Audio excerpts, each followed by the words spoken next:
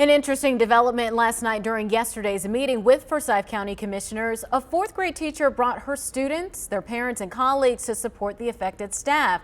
They held signs and made it clear they supported their teachers.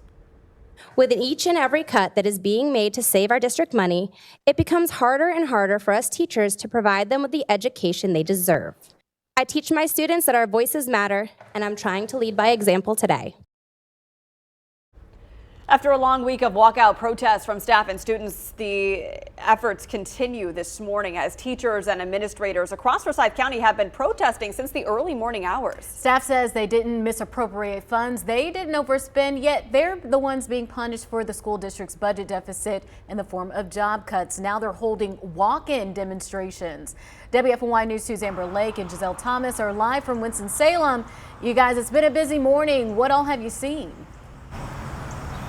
Lauren, it has been such a busy morning. We just had a walk-in wrap up here at Mount Tabor High School. Giselle, you have been covering this all week long. I've been covering it on the day side sort of things. But let's walk through real quick what just happened at Mount Tabor. We had a walk-in with teachers. Check out this video that I was able to get just a little bit ago. We had a handful of teachers and students standing in solidarity with one another.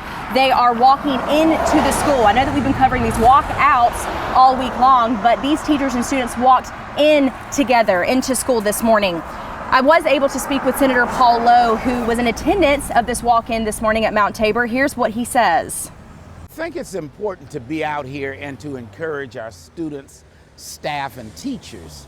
I think that our teachers and our staff have dedicated their lives to educating young people, and we have to do everything we can to support them.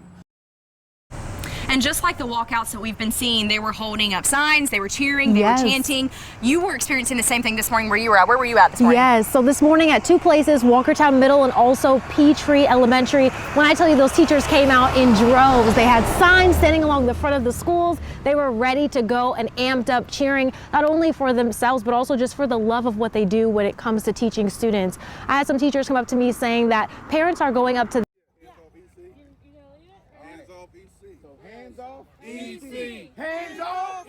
me about what it means and why they specifically did their walk-in this morning. And so we knew that we could not break our contract, so walking out, and ethically, morally, even aside from that, we cannot leave that many students left alone, and we were not going to do that to our administration, for all these teachers to walk out and leave administration to deal with students. So we decided to do the reverse so that we can protest, but do it where we're not putting students at risk.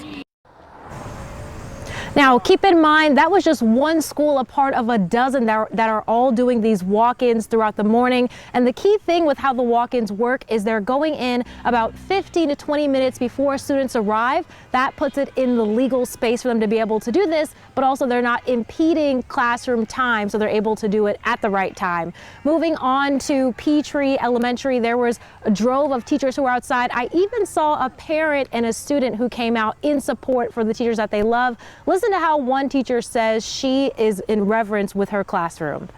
I think that all these folks here, there are parents, there are students, there are teachers, community members behind us, and it says we love our schools, we love our kids, and we want them supported at the level they need to be supported.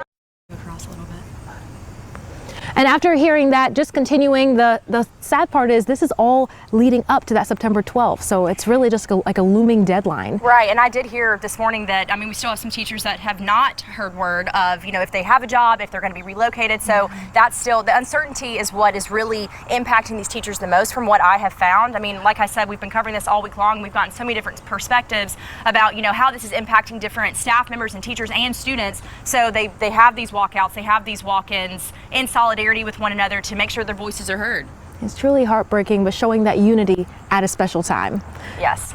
All right, we're live in Forsyth County. I'm Giselle Thomas. And I'm Amber Lake. We'll send it back to you.